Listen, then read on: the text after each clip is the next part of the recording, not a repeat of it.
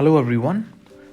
इस वीडियो में हम बात करेंगे बुद्धिस्ट और जैन श्राइन्स के बारे में जो हमें 5th से लेके 14th सेंचुरी तक देखने को मिलती हैं। ठीक है, तो पिछले वीडियो में हमने जो है कंप्लीट कर लिया था विजयनगरा का जो टॉपिक था वो हमारा लास्ट टॉपिक था पिछली वीडियो में। अब यहाँ से बात करेंगे बुद्धिस्ट और जैन श्राइन्स के बारे में। ठीक है, तो देखो सबसे पहली बात तो ये है कि जब ये टेम्पल्स हमारे बन रहे थे, ठीक है, 5th सेंचुरी से जब हम बात करी हमने पिछले वीडियोस में कि जो टेम्पल बने अलग अलग जगह पर, द्रविड़ आर्किटेक्चर, नगर आर्किटेक्चर, सब कुछ हमने जो देखा, तो उसी टाइम पर आप ये मत समझो कि बुद्धिस्ट और जैन श्राइन्स नहीं बन रही थी। ऐसा बिल्कुल नहीं है, बुद्धिस्ट और जैन श्राइन भी उस टाइम पर बन रही थी। ठीक है, मतलब कि ऐसा है कि देखो अगर एक टेम्पल, एक धर्म की कोई चीज़ बनती है तो इसका मतलब ये थोड़ी ना है कि दूसरी जो चीज़ें हैं वो बंद हो जाएंगी। ठीक है, चीज़ें जो है वो साइमल्टेनियसली चलती है। ठीक है, सोसाइटी में सारे जो काम है वो साइमल्टेनियसली चलते हैं। ठीक है, लोग अपना कारोबार भी करते हैं, इकोनॉमिक एक्टिविटी चल रही है, फिर रिलीजियस एक्टिविटी भी साथ साथ चल रही है। ठीक है, पेट्रनेज भी साथ साथ चल रही है। ठीक है, तो मतलब कि सारी एक्टिविटीज़ साइमल्टेनियसली चलती हैं सोसाइटी में। आप ये नहीं कह सकते कि एक जो चीज़ है वो स्टॉप हो गई है और फिर दूसरी चीज़ जो है बस वही बन रही है। ठीक है, तो ये बात आपको ध्यान में रखनी है।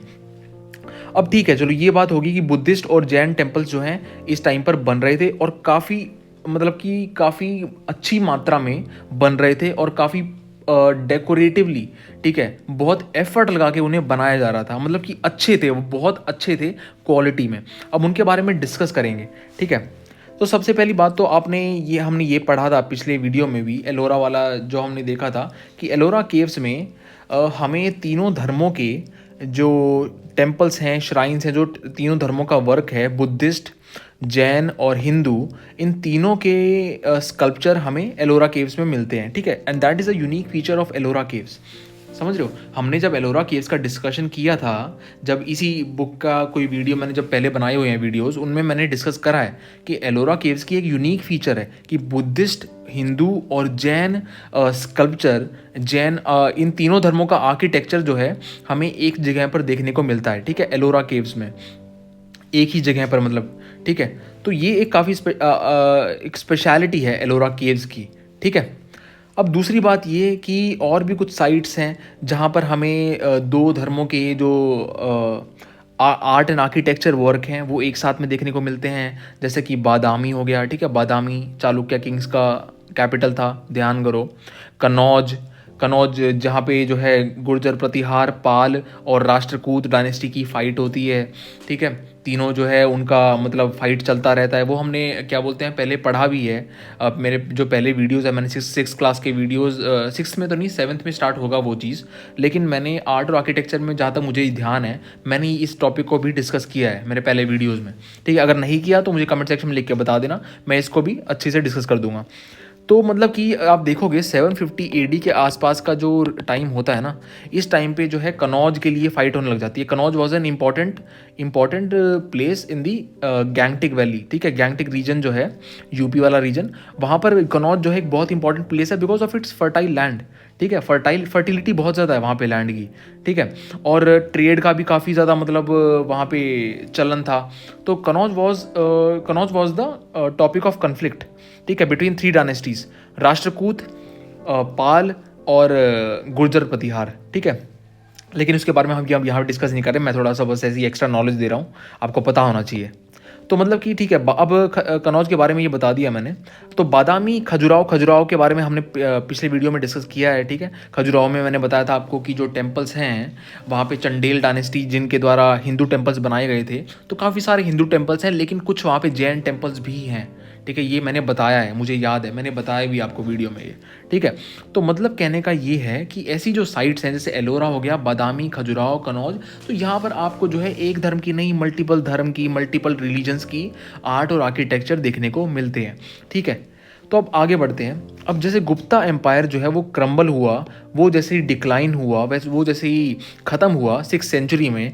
ठीक है, 550 AD के आसपास जो है आपको गुप्ता डायनेस्टी खत्म होती हुई नज़र आ जाएगी। ठीक है, ख़त्म होगी, मतलब 550 AD तक जो है गुप्ता डायनेस्टी का ओवर हो जाता है।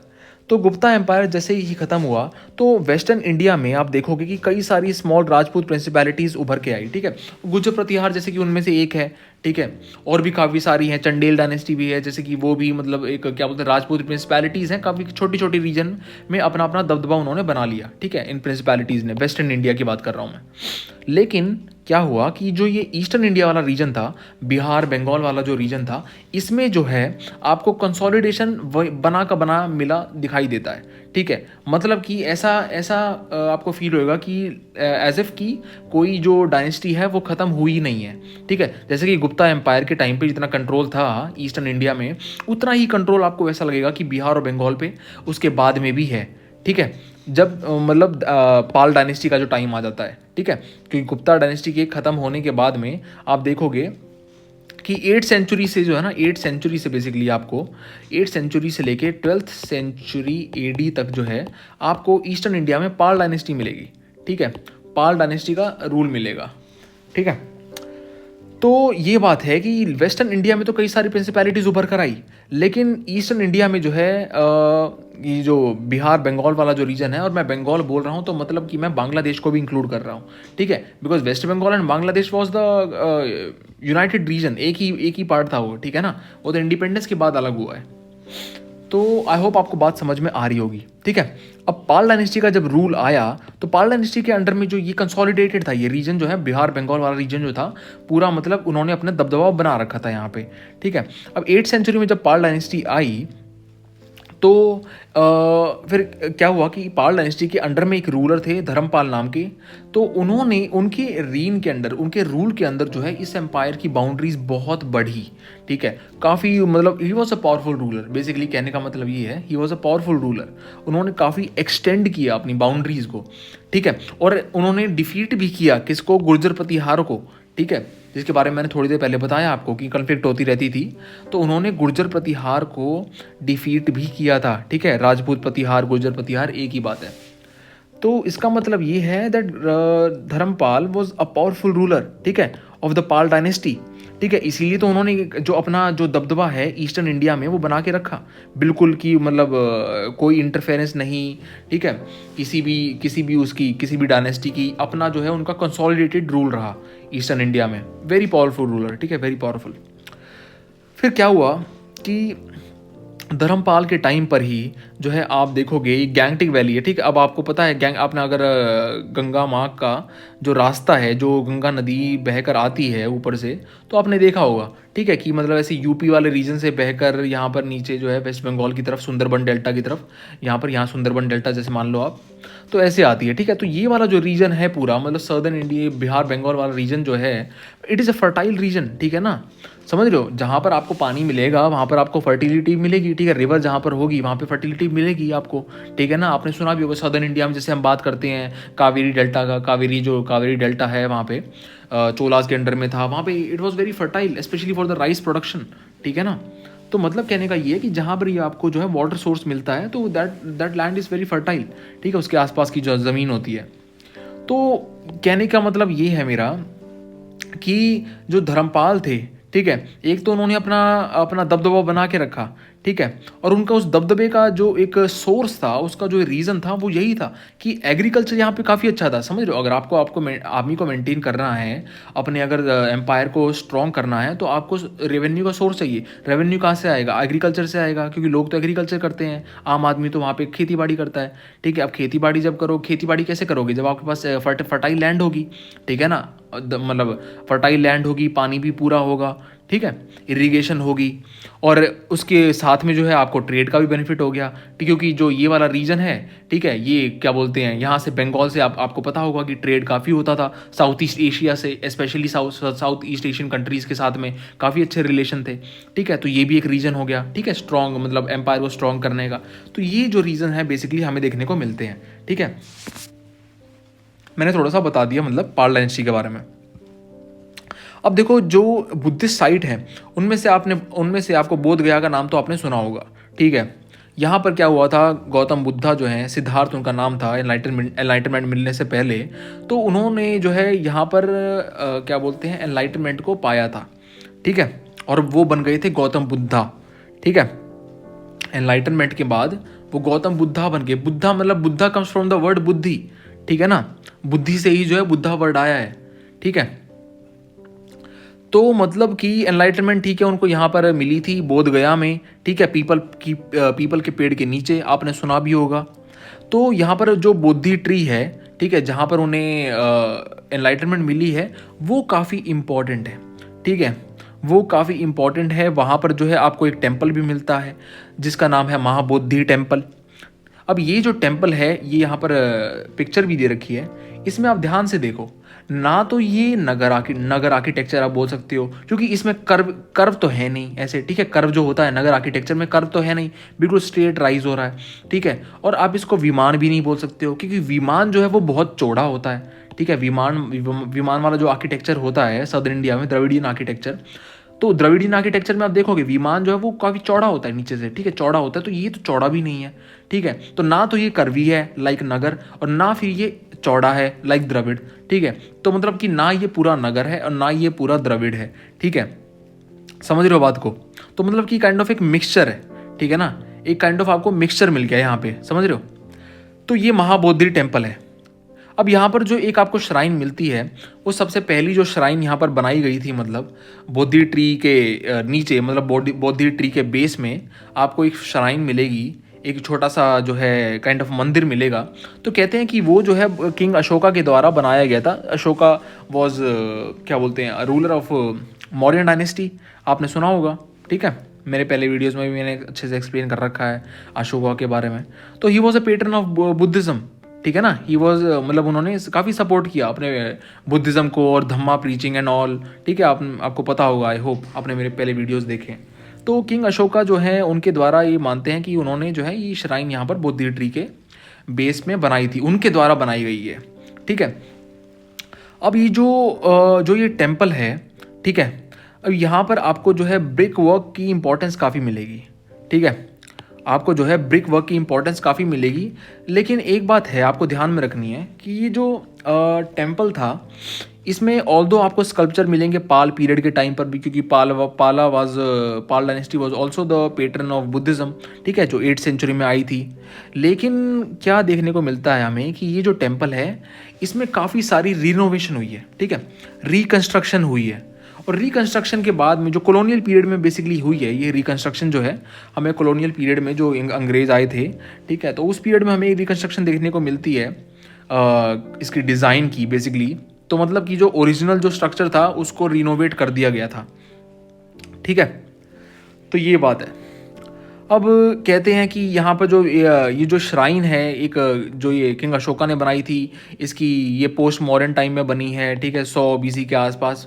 लेकिन चलो ठीक है, ये तो मतलब काफ़ी डिटेल चीज़ होगी, मतलब इतना आपको बेसिकली याद होना चाहिए महाबोधि टेम्पल जो है उसका आर्किटेक्चर कैसा है, कहाँ पर है वो, ठीक है। रिनोवेशन हुई थी उसमें कॉलोनियल पीरियड में, उसमें कुछ स्कल्पचर मिलते हैं हमें पाल डायनेस्टी के टाइम के, ठीक है, यानी कि मतलब पाल डायनेस्टी का काफ़ी उसमें वो था, ठीक है, कॉन्ट्रीब्यूशन था, मतलब स्कल्पचर्स में, क्योंकि पाल डायनेस्टी वो उसी रीजन में तो थी, बिहार बंगाल का रीजन में तो थी उनका दबदबा, ठीक है। और 8th सेंचुरी से 12th सेंचुरी के तक थी वो, ठीक है। तो 300-400 साल का टाइम पीरियड था, इसी में उन्होंने अपना कंट्रीब्यूशन किया है, महाबोधि टेम्पल में अपने स्कल्पचर वगैरह बनाए हैं, ठीक है।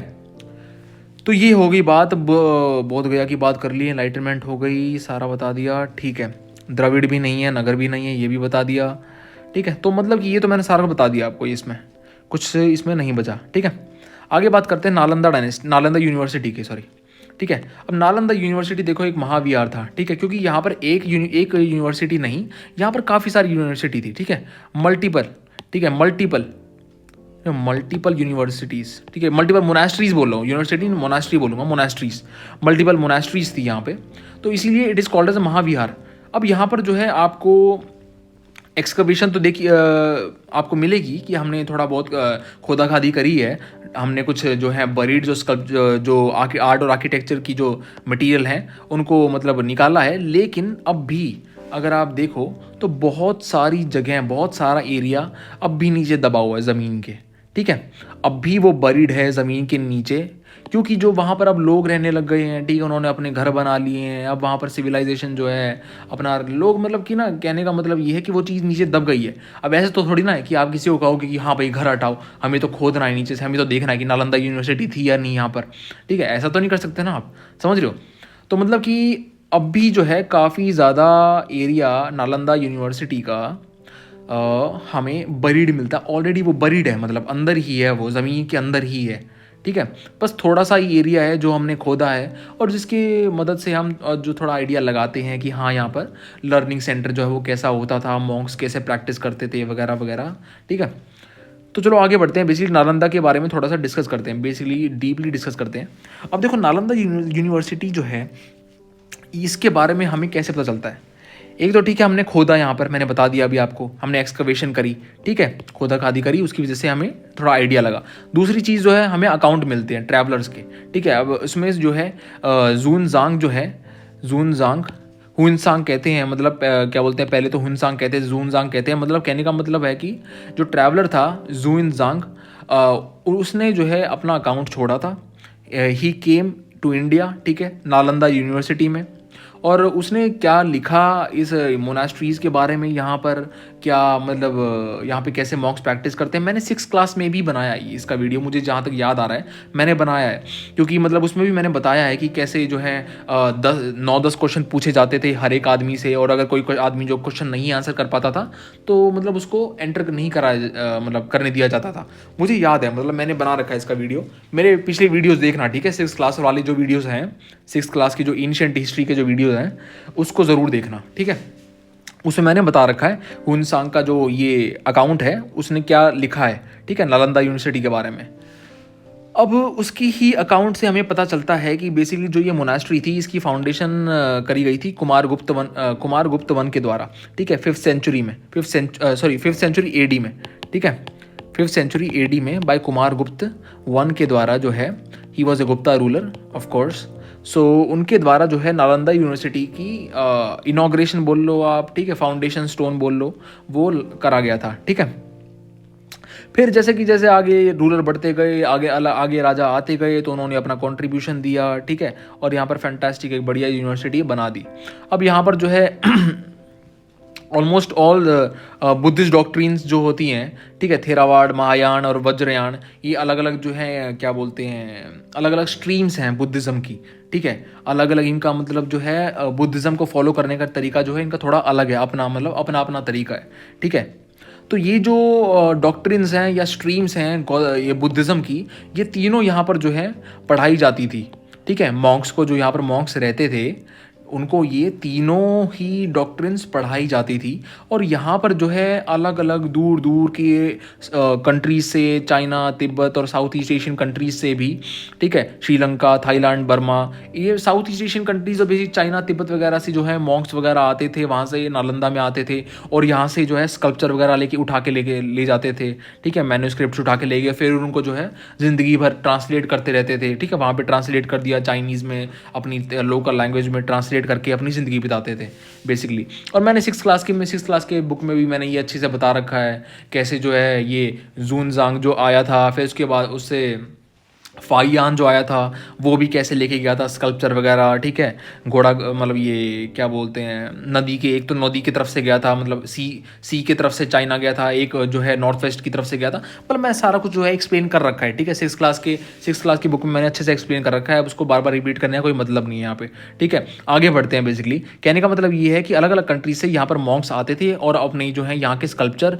और मैन्यूस्क्रिप्ट्स को लेके उठा के लेके जाते थे और वापस फिर उसको जाकर वहाँ पे ट्रांसलेट करते थे, ठीक है। इसीलिए आप देखोगे इन कंट्रीज में जो है बुद्धिज्म का बहुत ज़्यादा इन्फ्लुएंस है, ठीक है। आपको like it is the majority of the people are of the Buddhist religion, ठीक है, they follow Buddhism, majority of the people in these countries, ठीक है। तो ये आपको देखने को मिलेगा। तो ये कैसे है, ये इसीलिए तो है क्योंकि जो बुद्धिज्म है वो ओरिजिनेट तो इंडिया में हुआ था ना, भारत में ही हुआ था।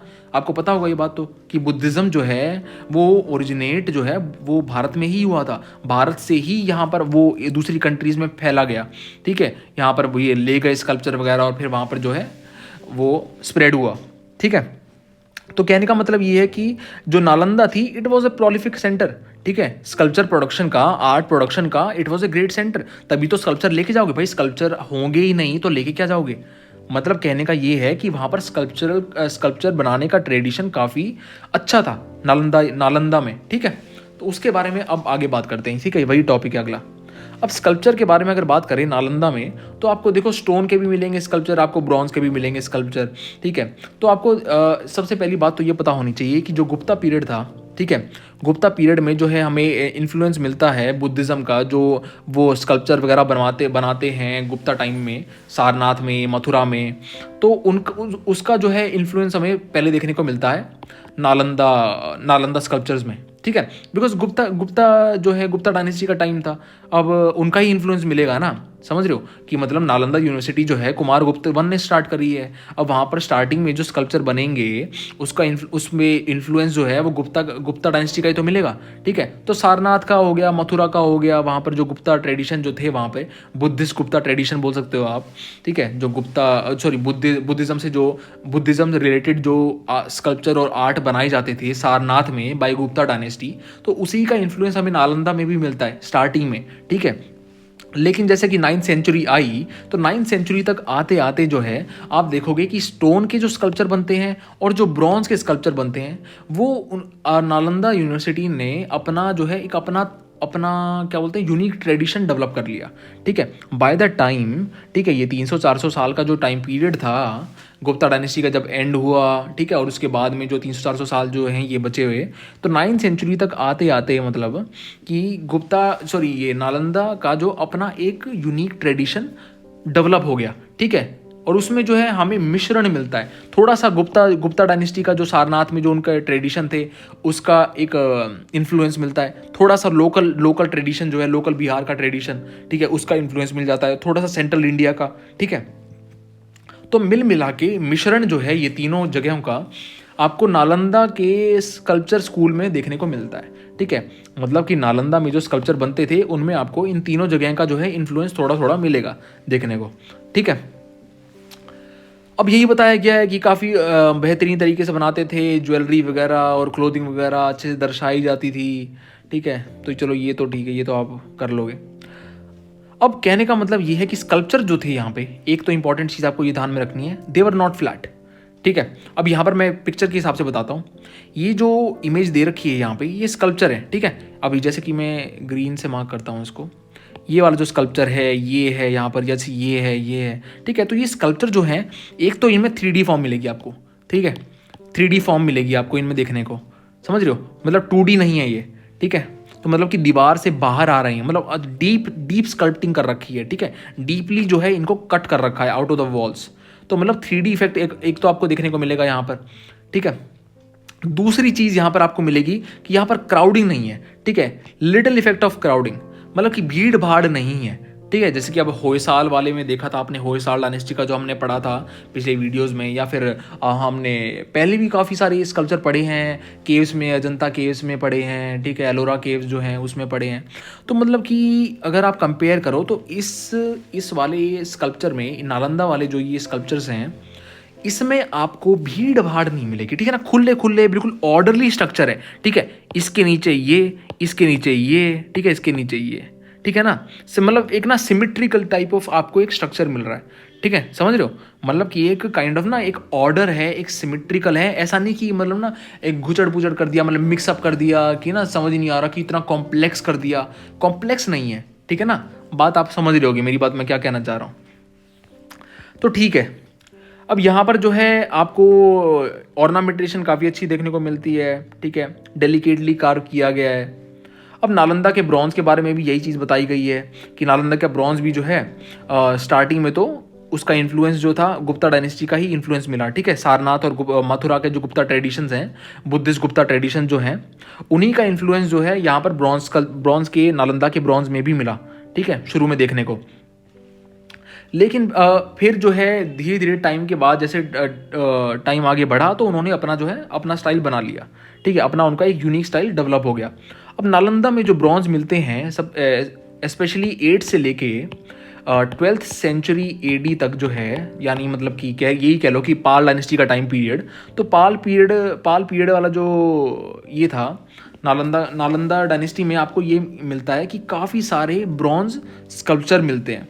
ठीक है, इतने ज़्यादा ब्रॉन्ज स्कल्पचर मिलते हैं कि इतने तो आपको पूरे एंटायर ईस्टर्न इंडिया में नहीं मिलते। ठीक है, इस टाइम पीरियड में आपको इतने स्कल्पचर पूरे ईस्टर्न इंडिया में नहीं मिलते जितने सिर्फ नालंदा में मिलते हैं। ठीक है, मतलब कहने का ये है कि काफ़ी बड़े स्केल पे जो है ब्रॉन्ज स्कल्पटिंग होती थी। ठीक है, बिटवीन 8 to 12 सेंचुरीज। और यही क्या बताता है, यही तो बताता है कि Pala period were the pattern of Buddhism. ठीक है, मतलब अगर आपके रूल के अंडर, आपके किंगडम के अंदर अगर कुछ चीज़ बन रही है, ठीक है, तो आपकी मर्जी से तो बनेगी। ठीक है ना, आप ही तो बनवाओगे उसको। तो मतलब कहने का यही है कि Pala dynasty were the pattern of Buddhism. अब ये क्वेश्चन कई बार आ जाता है। ठीक है, आपके स्कूल में भी आ जाएगा। ठीक है, how is the Pal dynasty pattern of Buddhism, तो आप इस चीज़ को कोट कर सकते हो। ठीक है ना, आप इस चीज़ को लिख सकते हो वहाँ पर, समझ रहे हो। तो ये बात आपको लिखनी है मतलब। और एग्जाम में भी अगर आप यूपीएससी वगैरह का एग्जाम दे रहे हो, स्टेट पीसीएस का कोई भी एग्जाम दे रहे हो, उसमें भी आपको कोट करनी है ये चीज़। ठीक है, तो इसीलिए मैं एक एक चीज़ बता रहा हूँ आपको डिटेल में। अब आगे चलते हैं। ठीक है, ये 8 से लेकर 12 पीरियड हो गया, ये सारा पढ़ लिया हमने। कुछ चीज़ यहाँ पर नहीं बाकी है। आगे देखो, नालंदा में जो स्कल्पचर बनते हैं, क्या बोलते हैं, स्टार्टिंग में जो बनते थे वो तो महायान बुद्धिज़्म, जो महायान जो उनका स्ट्रीम था, उससे रिलेटेड आपको बुद्धिस्ट डिटीज़ के स्कल्पचर मिलेंगे। महायान जो उनकी स्ट्रीम है, महायान डॉक्ट्रिन जो है बुद्धिज़्म की, उससे रिलेटेड आपको स्टार्टिंग में स्कल्पचर मिलेंगे। लेकिन जैसे जैसे टाइम आगे बढ़ा तो फिर आपको जो है वज्रयान स्ट्रीम के भी स्कल्पचर देखने को मिल जाते हैं। ठीक है, ये बात आपको ध्यान में रखनी है। In the starting you got the sculptures basically related with the Mahayana doctrine, but as the time period went on, जैसे जैसे टाइम पीरियड आगे बढ़ा, जो सदियां आगे हुई, तो आपको ये क्या मिलता है देखने को कि वहाँ पर वज्रयान बुद्धिज्म से रिलेटेड जो है स्कल्पचर बनाए जाने लगे। ठीक है, चलो ठीक है, ये बात कर ली। अब आगे हमें जो है थोड़े हिंदुइज्म से रिलेटेड भी वहाँ पे इमेज मिलती हैं, जो कि अलग हैं बिल्कुल सारनाथ स्टाइल से। ठीक है, नालंदा में मतलब हमें ये ब्राह्मणिकल इमेज यानी हिंदुइज्म से रिलेटेड इमेज भी मिलती हैं। और वो काफ़ी सारी इमेज तो अब भी जो हैं कई सारे मंदिरों में स्थापित की गई हैं, जिनमें अब भी पूजा होती है। ठीक है, तो हमें मतलब कि हिंदुइज्म से रिलेटेड भी इमेजेस मिलती हैं, कहने का मतलब ये है नालंदा में। ठीक है, अब आगे बात करते हैं छत्तीसगढ़ में। ठीक है, छत्तीसगढ़ में सिरपुर जगह है, वहाँ पर जो है आपको हिंदुइज्म और बुद्धिस्ट श्राइन्स मिलेंगी देखने को बिटवीन 550 to 800 AD। ठीक है, तो मतलब ये वाला जो टाइम पीरियड था, ये वही टाइम पीरियड था कि मतलब पाल से पहले और गुप्ता के बाद में। ठीक है, तो ये बीच वाला जो टाइम पीरियड था, इस टाइम पीरियड में जो है आपको हिंदुइज्म से रिलेटेड और बुद्धिज्म से रिलेटेड श्राइन्स आपको देखने को मिलेंगी। ठीक है, जो कि एक अर्ली उड़ीसा स्टाइल आपको बताता है। एक अर्ली उड़ीसा का जो एक अर्ली स्टाइल है। ठीक है, उड़ीसा में जो आर्ट एंड आर्किटेक्चर का एक अर्ली स्टाइल जो होता है, उसको दर्शाता है ये। ठीक है, सिरपुर के स्कल्पचर, सिरपुर छत्तीसगढ़ में जो स्कल्पचर आर्ट और आर्किटेक्चर बना है, वो अर्ली उड़ीसा स्टाइल को, उड़ीसा का एक अर्ली आर्ट और आर्किटेक्चर का स्टाइल को दर्शाता है। ठीक है, तो यहाँ पर जो हमें श्राइन्स मिली हैं बेसिकली वो 550 से लेके 800 क्या बोलते हैं 800 AD तक देखने को मिलती हैं। ठीक है, इस पीरियड से वो बिलोंग करती हैं, हिंदू और बुद्धिस्ट श्राइन्स। अब यहाँ पर जो है आपको एक बात देखने को मिलेगी कि ये जो जगह है, इसमें कई सारी सिमिलैरिटीज़ हैं विद नालंदा। ठीक है, नालंदा के जो स्कल्पचर हैं बुद्धिस्ट स्कल्पचर, तो उनके बुद्धिस्ट स्कल्पचर से यहाँ के बुद्धिस्ट स्कल्पचर की जो है सिमिलैरिटीज़ आपको काफ़ी मिलेंगी। ठीक है, क्योंकि देखो रीजन जो है वो ज़्यादा दूर नहीं है, स्पेशली एक तो बात ये है। ठीक है, और उसी डायनेस्टी के अंडर में आता है। ठीक है, वही डायनेस्टी के अंडर में अगर रूल आता है, मतलब पाल डायनेस्टी तो नहीं आई थी इस टाइम पे, लेकिन पाल डायनेस्टी तो नहीं आई थी, लेकिन नालंदा का इफेक्ट यहाँ पर मिलता है। ठीक है, नालंदा का इफेक्ट मिलता है क्योंकि जो है वो रीजन पास है इसके। ठीक है ना, वो रीजन जो है इसके स्पेशली पास है। और नालंदा में आपको गुप्ता ट्रेडिशंस देखने को मिलते हैं। ठीक है, गुप्ता ट्रेडिशन का इन्फ्लुएंस मिलता है। तो ऑफकोर्स गुप्ता ट्रेडिशन का जब इन्फ्लुएंस नालंदा में पड़ रहा है, तो वो यहाँ पर भी तो पड़ेगा। ठीक है ना, because these places are not far enough from each other. समझ रहे हो ना, कि मतलब एक जगह पे पड़ रहा है तो दूसरी जगह पे भी पड़ेगा ना इफेक्ट। तो मतलब कि सिमिलैरिटीज़ आपको देखने को मिलती हैं यहाँ के बुद्धिस्ट कल्चर में, जो यहाँ पर सिरपुर में मिलते हैं, ठीक है, और जो नालंदा में मिलते हैं, इन दोनों में, ठीक है। और मैंने ये बता दिया आपको कि जो ये यहाँ पर सिरपुर वाले जो स्कल्पचर हैं, आर्ट और आर्किटेक्चर है, ये एक अर्ली उड़ीसा स्टाइल को आपको दर्शाता है, ठीक है। और उड़ीसा में जो है और भी काफ़ी सारे बुद्धिस्ट श्राइन्स जो हैं, बुद्धिस्ट मोनास्ट्री डेवलप हुई हैं, ठीक है। ओवर द टाइम जो है हमें काफ़ी सारी बुद्धिस्ट मोनास्ट्री देखने को मिलती हैं, जो कि उनमें से अगर कुछ इंपॉर्टेंट की बात करें तो एक तो है ललितागिरी में, फिर वज्रगिरी में है, रत्नागिरी में। They are the most famous, ठीक है, ललितागिरी, वज्रगिरी और रत्नागिरी, ठीक है। These are the Buddhist monasteries in Odisha, ठीक है। These are the places where you will find the Buddhist monasteries in Odisha, ठीक है।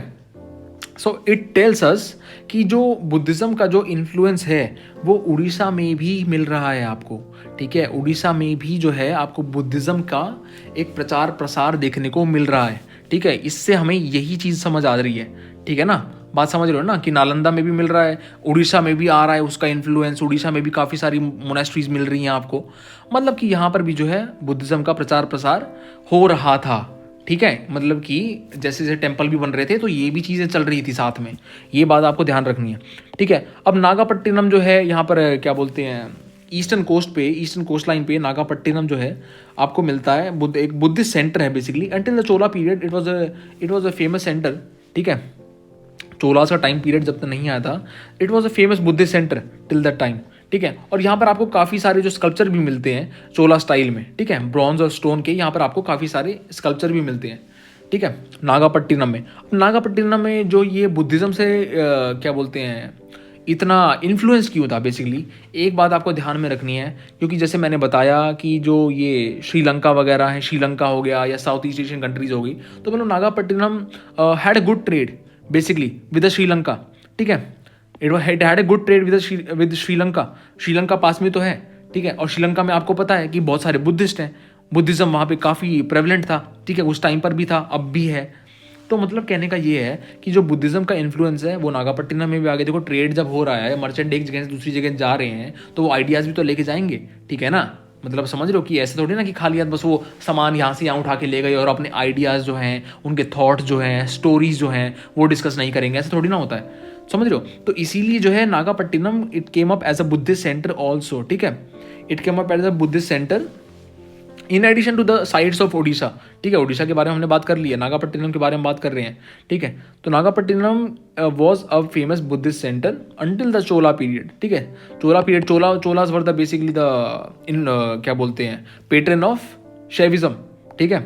बृहदेश्वर टेम्पल वगैरह बनवाए थे, ठीक है, गंगाई कोंडा चोलापुरम, और ठीक है आपको पता होगा, मतलब उसके बारे में ऑलरेडी बात कर चुका हूँ पिछले वीडियोज़ में, ठीक है। तो श्रीलंका से अच्छा ट्रेड था, इसीलिए बुद्धिस्ट सेंटर डेवलप हो गया। Nagapattinam was famous for Buddhism, ठीक है। यहाँ पर आपको काफ़ी सारे चोला के स्कल्पचर भी मिलते हैं, ठीक है, स्टोन स्कल्पचर, ब्रॉन्ज स्कल्पचर, चोला स्टाइल में बने हुए, समझ रहे हो। फिर जो है जैन टेम्पल की, चलो ये इतना है, तो मतलब हमने इतना बहुत है, इतना हमने बात कर ली बुद्धिज़्म के बारे में, काफ़ी सारी साइट्स के बारे में बात कर ली है। यहाँ पर सिरपुर में ये लक्ष्मण टेम्पल है, ठीक है, जैसे मैंने बताया कि यहाँ पे बुद्धिस्ट और जैन श्राइन, आप सॉरी बुद्धिस्ट और हिंदुज़्म से रिलेटेड दोनों धर्मों से रिलेटेड आपको श्राइन्स मिलेंगी, ठीक है। So it's a Lakshman temple related to Hinduism basically, but यहाँ पे बुद्धिज़्म से भी रिलेटेड मिलती हैं चीज़ें, यहाँ पर इमेज नहीं दे रखी बस, ठीक है। तो चलो आगे बात करते हैं, अब जैनिज़्म से रिलेटेड बात करते हैं। जैनिज़्म में क्या होता है बेसिकली कि जैन टेम्पल जो थे वो उतने ही फोर्स से, उतने ही एक क्या बोलते हैं उसको कंटिन्यूटी से, ठीक है, कंसिस्टेंसी से बन रहे थे जैसे कि जितने हिंदू टेम्पल्स बन रहे थे, ठीक है। अब आपको हर जगह जो है जैन श्राइन्स मिलेंगे all over the country accept hills, ठीक है। हिली रीजन जो है, कुमाऊं हो गया, गढ़वाल हो गया, हिमाचल या फिर कश्मीर वगैरह, हिली एरियाज़ के अलावा आपको जैन श्राइन्स हर जगह मिलेंगी, ठीक है। फेमस की बात करें तो एक तो है बिहार, ठीक है, बिहार में आपको काफ़ी सारी जैन पिलग्रिमेज साइट मिलेंगी आपको, ठीक है, बिहार में। दूसरा जो है आपको डेक्कन रीजन में, ठीक है, डेक्कन रीजन में आपको काफ़ी सारी मिलेंगी। अब अगर एग्जाम्पल दूँ तो एलोरा फेमस एग्जाम्पल है, कई बार मैं बता चुका हूँ, जैन, बुद्धिज्म और हिंदुज़्म की तीनों धर्मों के आर्ट और आर्किटेक्चर एक जगह पे मिलते हैं एलोरा में, ठीक है। तो ये दूसरा एग्जाम्पल है। आईहोल में भी है, ठीक है, आईहोल कैपिटल ऑफ चालुक्यास, याद होगा, ठीक है। सेंट्रल इंडिया में भी मैं बता चुका हूँ, खजुराहो में जो है, खजुराहो में आपको जैन हिंदू से रिलेटेड टेम्पल भी मिलते हैं जो क्या चंडेल डायनेस्टी बनाती है, लेकिन आपको जैन टेम्पल भी मिलते हैं वहाँ पे, but they are small in number, ठीक है। खजुराहो में भी मिलते हैं आपको, देवगढ़ हो गया, चंडेरी, ग्वालियर, आपको नाम याद रखने हैं, ठीक है, because they are found all over the country basically. अब एग्जाम्पल जो है हम स्पेशली अगर बात करें तो हम कर्नाटका की बात करेंगे यहाँ पे, ठीक है। कर्नाटका में there is a rich tradition of Jain shrines, और एक एग्जाम्पल बहुत फेमस है, ठीक है, एट श्रवण बेलागोला आपको गोमतेश्वर की एक इमेज मिलती है, ठीक है। So Gomateshwara is also known as Lord Bahubali. So Gomateshwara जो ये इमेज है, ये वाली इमेज, ठीक है, you can call Gomateshwara also और you can call as Lord Bahubali, ठीक है, एक ही बात है, इज सेम, मतलब डिनोटिंग द सेम पर्सन। तो ये जो इमेज है ये आपको क्या दर्शा रही है, that this person was the Gomateshwar, lord Bahubali was क्या बोलते हैं ना कि meditating standing for over a year, ठीक है, he kept meditating for over a year, और उसी वजह से जो है उनके पैरों के आसपास जो है यहाँ पर आपको पेड़ पत्तियाँ और जो टहनियाँ हैं वो ग्रो होती हुई दिखेंगी, ठीक है। आप अगर और पढ़ना चाहते हो स्टोरी के बारे में तो गूगल कर लेना, बस मैं थोड़ा सा बता रहा हूँ आपको, ठीक है, कि अगर आपको लाइंस दिखेंगी तो पेड़ पत्तियाँ हैं, ठीक है, पेड़ वेड़ जो है इनके हाथों पे लपेटने शुरू हो गए, मतलब ही केप्ट मेडिटेटिंग, ठीक है, खड़े होते ही बस खड़े ही रहे, ठीक है, इतने टाइम तक। तो ये जो चीज़ है ये दर्शाती है हमें, and it is very tall, it is a very tall monolithic structure basically, ठीक है, world's tallest monolithic free standing structure, मतलब कि काफ़ी लंबा है, ठीक है, काफ़ी ऊंचाई है, 18 मीटर, 18 मीटर बहुत होता है भाई, 18 मीटर बहुत होता है। तो बनाया किसने था, देयर वॉज गंगा डायनेस्टी, ठीक है, मैसूर वाले रीजन में, अगर आपने मैप देखा हो कभी, मैंने पिछली वीडियोस में आई थिंक दिखाया है मैप एक जगह पे, तो उसमें Ganga dynasty is in southern part, ठीक है, कर्नाटका वाला जो यहाँ पर कर्नाटका वाला जो रीजन है इसमें गंगा डायनेस्टी आपको देखने को मिलती है। तो उनके ही एक प्राइम मिनिस्टर ने कमुंदार्या, उन्होंने ये जो क्या बोलते हैं स्ट्रक्चर है लॉर्ड बाहुबली का, ठीक है, गोमतेश्वर का, इसको बनवाया था, ठीक है, he was a patron of that. तो आई होप की बात समझ में आ गई होगी आपको, ठीक है। श्रवण बेलागोला में आपको गोमतेश्वर का लॉर्ड बाहुबली का वो स्ट्रक्चर मिलता है, ठीक है। किसने बनवाया था, गंगा डायनेस्टी के एक प्राइम मिनिस्टर जो थे कमुंदार्य, उन्होंने बनवाया था, ठीक है। Karnataka has a rich tradition basically, ठीक है, और आपको गुजरात में मिलता है ये चीज़, तो अगर आपने सुना हो तो गुजरात में भी आपको काफ़ी सारे जैन श्राइन मिलते हैं, जैन टेम्पल मिलते हैं, ठीक है, because there is a big Jain community in Gujarat, ठीक है, because Jainas are basically known for their trading, ठीक है, अगर आपने कभी भी सुना हो Jainas are basically known for their trading, और वो इसीलिए था क्योंकि मतलब जैनिज़्म में आपको अगर थोड़ा पढ़ा है आपने तो जो 24 तीर्थंकारा हैं, ठीक है, वर्धमान महावीर, वो कहते थे कि मतलब आपको जो है ना, आपको क्या बोलते हैं ये जो इंसेक्ट वगैरह हैं वो भी नहीं मारने, ठीक है, आप इंसेक्ट को भी नहीं मार सकते, आप जानवर को भी नहीं मार सकते, आपको हर्ट किसी को भी नहीं करना, किसी भी जीवित वस्तु को हर्ट नहीं करना, ठीक है, जीवित व्यक्ति को, चाहे जानवर हो चाहे इंसान हो, ठीक है। तो इसी वजह से जो है जैन जो ये इतना स्ट्रिक्ट जो उनकी जो टीचिंग थी जैनिज़्म की, उसी वजह से लोग उसको अडॉप्ट ज़्यादा नहीं कर पाए, ठीक है, कंपेयर टू बुद्धिज़्म। और इसीलिए जब वो अडॉप्ट नहीं कर पाए इसको, क्योंकि अगर देखो फार्मिंग भी करनी है, अगर आपको खेती बाड़ी भी करनी है, जो लोग उस टाइम पर बहुत करते थे, ठीक है, most of the people were in agriculture, तो जो एग्रीकल्चर वाले लोग थे वो भी मतलब वो भी नहीं मतलब ना अपना फॉलो कर पाते थे इस प्रोफेशन को, मतलब एग्रीकल्चर को वो फॉलो नहीं कर पाते थे, क्योंकि देखो एग्रीकल्चर में भी आपको इंसेक्ट्स मिलते हैं, ठीक है, मिट्टी में, तो वो मर भी जाते हैं कई बार, ठीक है, आप जब खोदते हो, ज़मीन को खोदते हो, मिट्टी को जो है ओवरटर्न करते हो, प्लाव करते हो, तो फिर उस टाइम पर जो है इंसेक्ट्स भी काफ़ी मरते हैं। तो मतलब जैनिज़्म की जो टीचिंग है आप उसको मतलब ब्रेक कर रहे हो, आप उसके रूल्स को ब्रेक कर रहे हो, तो इसी वजह से लोग जो है उसको फॉलो ज़्यादा नहीं कर पाते थे कंपेयर टू बुद्धिज़्म, इसीलिए वो ट्रेडिंग वगैरह में घुस गया ज़्यादा, ठीक है, इसीलिए उनका जो फोकस है वो ट्रेडिंग की तरफ ज़्यादा चला गया, और इसीलिए जो है आपको दिखेगा कि इवन टुडे, ठीक है, इवन टुडे आपको जो ट्रेडर्स ज़्यादा मिलेंगे, most of the traders they belong to Jain community, ठीक है, they belong to Jain community. तो ठीक है, ये एग्जाम्पल हो गया, ये मैं थोड़ा सा मैंने बता दिया आपको। अब कर्नाटका के आगे एग्जाम्पल दिखते हैं और जैन टेम्पल्स के। कर्नाटक के बारे में हमने बात कर ली। अब जैन टेम्पल्स अगर हम माउंट आबू की बात करें, ठीक है, माउंट आबू की अगर हम बात करें तो वहाँ पर आपको जो है जैन टेम्पल्स काफ़ी मिलते हैं, ठीक है, और ये एग्जाम्पल एक जैन स्कल्पचर का एग्जाम्पल है, ठीक है, माउंट आबू में Jain sculpture made of marble, ठीक है, मार्बल। तो मार्बल का काफ़ी यूज़ हुआ है, आपको ये ध्यान में रखना है, जैन टेम्पल में, जैन श्राइन्स में, उनके स्कल्पचर में मार्बल का काफ़ी ज़्यादा यूज़ हुआ है, ठीक है। और दिस क्या बोलते हैं, माउंट आबू वाले जो जैन टेम्पल हैं, दे वर मेड बाय विमल शाह। ठीक है, ये बात आपको ध्यान में रखनी है। अब उनकी जो ये श्राइन होती थी, जैन श्राइन, ठीक है, बाहर से तो काफ़ी सिंपल होती थी, लेकिन अंदर से जो है, ठीक है, अंदर से उनके इंटीरियर जो है, मतलब वो बहुत ही लाजवाब, बहुत ही डेलिकेटली कार्व्ड होते थे। और एग्जाम्पल देख लो यहाँ पर, ठीक है, Dilwara temple at mount Abu, ठीक है।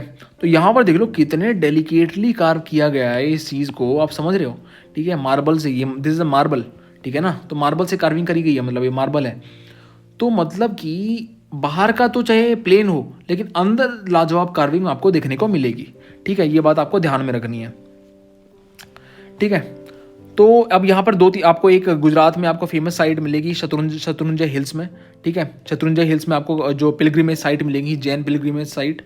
तो ये भी आप कोट कर सकते हो अपने एग्जाम में, ठीक है, that we find good Jain pilgrimage site in the Shatrunjaya hills in Gujarat, ठीक है, in the Kathiawar region of Gujarat, ठीक है, शत्रुंजय हिल्स। ये बात ध्यान में रखना। वहाँ पर आपको काफ़ी सारे टेम्पल्स मिलते हैं जैनिज्म से रिलेटेड। तो it's a good example to quote in your exam, ठीक है। तो मैंने स्कल्पचर के बारे में भी बता दिया आपको, मार्बल का यूज़ हुआ है, यहाँ पर भी हुआ है, ऊपर इस वाली इमेज में भी आपको मार्बल का यूज़ मिलेगा, ठीक है। ये वाला जो स्कल्पचर है ये ग्रेनाइट का बना है, ठीक है, ये आई थिंक मैंने बताया नहीं आपको, ये वाला जो स्कल्पचर है ये ग्रेनाइट का बना है, ठीक है। तो ग्रेनाइट इज़ वेरी हार्ड, ठीक है, ग्रेनाइट तो बहुत हार्ड होता है, it is a very hard stone, ठीक है। लेकिन मार्बल इज़ कंपेरेटिवली सॉफ्ट, ठीक है, मार्बल इतना हार्ड नहीं होता compare to the granite. But जो है आपको यहाँ पर काफ़ी डेकोरेटिव चीज़ देखने को मिल रही है, काफ़ी डेकोरेटिव जो है डिज़ाइन जो है यहाँ पे आपको बहुत लाजवाब देखने को मिल रहे हैं, ठीक है। तो यहाँ पर जो है हमारा ये चैप्टर ऑलमोस्ट मतलब पूरा कंप्लीट ही हो गया है। अब बचा हुआ जो चीज़ है ना, बचा हुआ जो है इसका जो टेक्स्ट है इस चैप्टर का, एक तो वो पिक्चर्स हैं, ठीक है। ये वाली जो पिक्चर्स हैं इनको मैं एक अलग वीडियो में समझाऊंगा, ठीक है, इनको मैं एक अलग वीडियो में बताऊंगा इन पिक्चर्स को। और जो ये बचा हुआ टेक्स्ट जो है, ये वाला जो टेक्स्ट है, इसमें कुछ ऐसा मतलब खास दिया नहीं गया, ठीक है। इसमें जो है जो बचा हुआ टेक्स्ट जो है उसमें इतना कुछ खास दिया नहीं गया बेसिकली। तो मतलब कि हमारा जो यहाँ पर ये जो चैप्टर है ये पूरा कंप्लीट होता है एक्सेप्ट द पिक्चर्स, ठीक है, एक्सेप्ट द इंडिविजुअल पिक्चर्स। ये वाली जो पिक्चर्स हैं ऐसी, इनको मैं एक अलग वीडियो में डिस्कस करूँगा, ठीक है। तो ये वाला जो टेक्स्ट है ना, ये वाला टेक्स्ट, इसमें कुछ ऐसा कुछ खास नहीं है, ठीक है, इसमें कुछ ऐसी इन्फॉर्मेशन नहीं है, आप इसको बस एक बार देख सकते हो। कोई इसमें ऐसा कोई इंपॉर्टेंट चीज़ नहीं है जो कि आप मतलब जो कि हमने मिस कर दी है, ठीक है। मैं ऑलरेडी सारी चीज़ पहले बता चुका हूँ। तो आई होप कि आपको सब कुछ समझ आया होगा। ये काफ़ी लंबा चैप्टर है, काफ़ी पार्ट में बनाना पड़ रहा है मेरे को इस चैप्टर को, लेकिन ठीक है। अब अगला वाला जो वीडियो होगा उसमें हम सारी जो पिक्चर्स हैं उनको समझेंगे, ठीक है। सो आई होप कि आपको सब कुछ क्लियर हो गया होगा, कोई कन्फ्यूजन नहीं होगा। सब कुछ एक एक वर्ड मैंने बताया है, वर्ड टू वर्ड आपको समझाया है। अगर आपको फिर भी कोई डाउट है, कुछ चीज़ समझ नहीं आई है, तो मुझे कमेंट सेक्शन में लिख के बता दो, ठीक है, क्योंकि मैं जो है कमेंट्स को देखता हूँ और मैं उसके लिए एक नया वीडियो बना दूंगा, ठीक है। तो मिलेंगे अगले वीडियो में, तब तक के लिए study well, take care, bye bye, जय हिंद।